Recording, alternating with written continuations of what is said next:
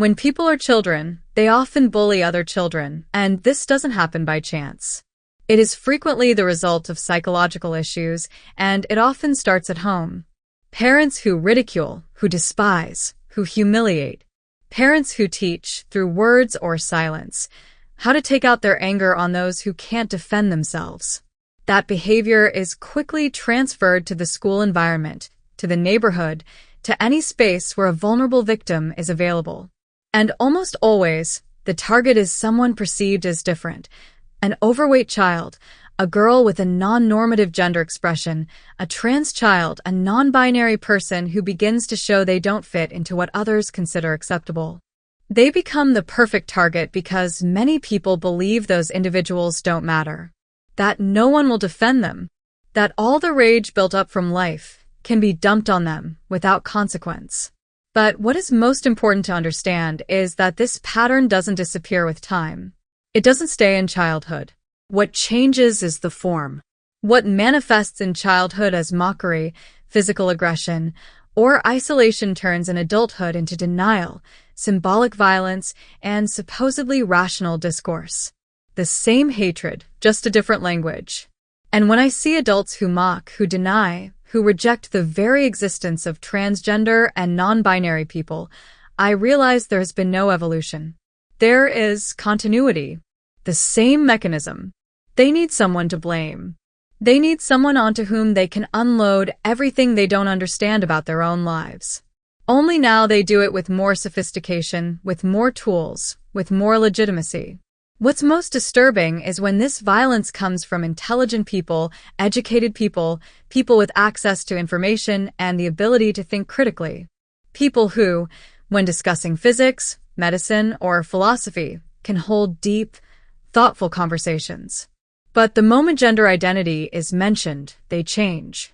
They speak with rage. They use words soaked in contempt. And if you ask them what harm a trans person has done to them personally, they have no answer. They hesitate. They give vague replies. They contradict themselves. Or they quote phrases made up by others, phrases that don't hold up to even the most basic logical scrutiny. There is no real reason behind that hatred. There is only a need to project. I've met many people who behave this way, who deny gender identity with an aggression they can't explain. When you listen to them, there are no arguments, only resentment. They hate. They despise. And they don't know why. All they know is that they need to take it out on someone. And they've found a target they believe is weak, someone they think won't have the strength to fight back. That makes them feel strong. For a moment, it gives them a sense of power they don't have over their own lives. This phenomenon becomes even more visible when the political environment gives them permission to act that way. What is happening now in the United States is a clear example. There are politicians erasing transgender and non-binary people with complete impunity. And those who already carried hate inside, those who were already filled with that poison, now feel free to express it. They speak with more rage, with more contempt. They feel they no longer have to hold anything back. Because the message they receive from those in power is clear. Trans people don't matter. They have no rights. They don't deserve respect. And so, absurd phrases start to appear. People who don't believe in family, who have openly said that marriage is an obsolete institution, suddenly begin to talk as if they were guardians of traditional values. They claim that trans people want to destroy the family. They repeat it with a dramatic tone, as if they were part of some moral crusade. But all they're really doing is looking for an excuse to attack. Inconsistency doesn't bother them. They're not looking for consistency. They're looking for an enemy. When someone says a trans person is destroying the family, what they're really saying is that they're bothered by someone living freely. That they can't stand the idea of someone breaking the rules without asking for permission. That someone can look in the mirror and say, "This is who I am," without explaining it to anyone. That drives them mad. Because they don't have the courage to do the same. They live trapped in structures they don't dare to challenge. And when they see someone who does, they need to destroy them. That hatred has no real cause. There is no harm. There is no threat. There is fear. There is envy. There is frustration. But there is no real victim, except the one they invent. Because trans people are not doing anything to them. They are not taking anything away. They are not destroying families, institutions, or values. They are simply existing. And that, to those who cannot tolerate others' freedom, is unforgivable. What's unforgivable to this part of society is that someone who is taught to hate themselves doesn't follow the script. That a trans person doesn't hide. That they don't stay silent. That they don't apologize for existing. That they walk the street with their head held high. That they study, that they work, that they love, that they have plans, that they have a voice. That they refuse to settle for being a shadow at the margins of humanity. Because that confronts them. It shows them that it's possible to live without submitting to rules they accepted without question. And that destabilizes them. Not because trans people hurt them, but because their mere existence exposes the cowardice with which they have lived. It's no coincidence that this type of person uses words like normality, nature, or science when speaking with disdain about transgender and non-binary identities. But they aren't really seeking science, because when presented with the most current research, they ignore or downplay it. They're not interested in knowledge. They're interested in power. And they use the language of reason as a weapon to legitimize their hatred. What's dressed up as objectivity is just a wrapper used to justify what they can't say out loud. That they hate, that they need to hate, that their sense of identity depends on excluding others. In those speeches, trans people are not seen as people. They are treated as problems, as phenomena, as threats. They are turned into objects of analysis, symbols of decline, causes of a supposed moral crisis. People talk about them, but they are not listened to. Decisions are made about them, but they are not consulted. They are reduced to statistics, diagnoses, and talking points for social media debates. It is a systematic dehumanization, no different from schoolyard bullying. Someone is targeted for being different, pointed at, ridiculed, and expected to either disappear or submit. This society is not made up of mature adults. It is made up of cruel children with access to microphones, cameras, public office, and decision-making power. And they keep doing what they did in the schoolyard. Identify the different one, create a story to justify the contempt, and repeat it until others accept it as truth. The difference now is that they have legitimacy. And they use it. Because no one stops them. Because those who should speak out often choose comfortable silence over necessary confrontation. And we must have no illusions. This cruelty will not stop on its own. It won't disappear with more data, more research, or more pedagogy. Because the problem is not a lack of information. The problem is hate. And hate is not dismantled with diplomacy. It must be confronted. It must be exposed. It must be called by its name. Because as long as it's given room in the name of a plurality of ideas, it will keep growing. And it will keep claiming victims. That hate, when institutionalized, when normalized in everyday conversations, when embedded in laws and regulations, becomes an efficient erasure machine. It doesn't need to shout to kill. It works through what is forbidden, what is omitted, what is denied. It operates every time an educational system erases any mention of the existence of transgender and non-binary people. It operates when a healthcare center refuses to treat someone by the name they chose. It operates every time a media outlet decides to frame gender identity as a controversy rather than a human fact. This kind of violence isn't always visible at first glance, but its effects are deep. And those who exercise it know this. They don't need to raise their voices. It's enough to plant doubts, to repeat cliches, to ask false questions designed not to find answers, but to sow suspicion. It's a way of continuing the harassment through cleaner, more socially acceptable forms, yet equally lethal. You don't need to raise your hand to strike someone. Sometimes it's enough to deny their existence into a microphone, to laugh when someone affirms who they are, to look the other way when their rights are violated. This kind of person is not content with not understanding. They need to delegitimize. They can't tolerate that something they don't comprehend might still be valid. And in that need, they drag others along. They build consensus based on contempt. They gather followers who may not necessarily hate, but end up repeating the same script, out of fear of being targeted, out of a need to belong, or simply out of convenience. Many of them pretend to be neutral. They talk about freedom of expression, the right to disagree, the protection of childhood. But what they're really doing is protecting their comfort zone, their closed worldview, their position of privilege.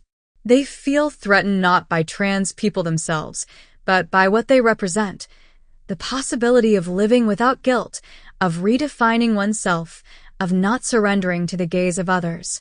That terrifies them, because it exposes everything they never dared to question within themselves. And that fear is where their violence takes root. They're not defending values. They're defending their cage. The same cage that shaped them, that limited them, that taught them to hate. But instead of breaking it, they protect it. And they punish anyone who dares to escape. What they can't tolerate is not difference, it's freedom. Because living freely forces them to face their own cowardice. Let's be clear, these are not confused people. They're not worried about children. They're not defending any common good. They're repeating an old social habit, choosing a vulnerable group, blaming it for every imaginary evil, and turning it into a scapegoat. And now it's the turn of trans people. Not because they've done anything wrong, but because they're visible, because they refuse to hide, because they won't accept being erased. That's what feels intolerable to them. That someone who, in their view, should be apologizing walks with dignity. That someone who was raised to disappear chooses to speak.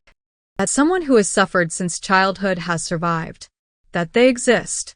Because that, to them, is the real threat. The visible existence of a life that challenges all their certainties. That visible, firm, unapologetic existence forces them to face a question they never wanted to ask themselves. What if they've been wrong all along? What if all that contempt they were taught, all that order they defended, all those hierarchies they repeated without thinking, were just mechanisms to hide fear? They can't answer that without collapsing. That's why they react with rage. That's why they attack. They're not defending principles. They're running from the collapse of their own identity. And in that forward escape, they cling to any ready-made phrase that makes them feel safe.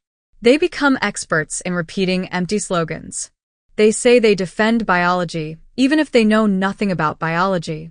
They say they want to protect children, though they've never lifted a finger for the rights of any child. They say they fight for freedom, while they dedicate themselves to silencing, punishing, and censoring those who think differently. They use these slogans as shields, but those shields are rusted. And each time they use them, they become more exposed. The most revealing thing is how they adapt their discourse depending on the audience. When they're among conservatives, they appeal to tradition, to eternal values, to a supposed natural order. When among progressives, they talk about medical capitalism, the power of pharmaceutical companies, aesthetic pressure. They change masks according to their public. But the motivation is always the same, to sustain their position of superiority at the cost of others' suffering. That opportunism defines them. There is no conviction, only strategy. There is no search for truth, only manipulation. They have no interest in understanding the trans experience or engaging with it. They want to control it, define it from the outside, impose limits on it. Because they know that if that experience is validated in full, their discourse loses all meaning. And with it, their position of power. There's something pathetic in that effort. Because deep down, they know they're wrong. They sense it. But they can't accept it. Not because they don't understand, but because acknowledging it would leave them without excuses. They would have to re-examine an entire life built on the exclusion of others. They would have to admit that they were active participants in a system that destroyed lives. And they lack the courage for that. So they choose contempt. Because contempt is easier than self-criticism. Because mocking a trans person for how they dress is easier than asking themselves why it bothers them so much. Because denying another's identity allows them to avoid confronting their own. Each attack they launch is, in truth, a desperate act to avoid self-examination. And there is nothing more dangerous than a person in power who refuses to look inward, because then they must constantly reaffirm their hatred. They need new victims. They need more visibility for their narrative. They cannot stop, because if they stop, they collapse. And that makes them machines of destruction. Rational on the outside, hollow on the inside. And in that machinery of systematic destruction, every silence they receive is interpreted as permission. Every half-measure as complicity. Every attempt at debate as a sign that they have something legitimate to contribute. But they don't. They are not engaging in a debate. They are executing a strategy of erasure. And history will hold them accountable. Because any society that allows a group of people to be degraded, denied, or dehumanized so that others can feel strong, ends up rotting from within. That rot is already visible. It's in schools that ban books, in governments that prohibit medical care, in media that ridicule trans children, in universities that give platforms to voices denying entire lives. It's in every institution that claims to protect while punishing, that claims to care while excluding. This is not a flaw in the system. It is the system working exactly as designed, to let some live in peace while others are forced to disappear. But transgender and non-binary people will not disappear. It doesn't matter how many laws are passed, how many speeches are delivered, how many campaigns are funded to spread hate dressed up as science or morality. They will not disappear, because they've already survived everything designed to erase them. They've already crossed childhood without support, adolescence without recognition, adulthood without rights. They've already seen the face of brutal exclusion and kept going. What's at stake is not their existence. It's the legitimacy of a society that decides who counts as human and who doesn't.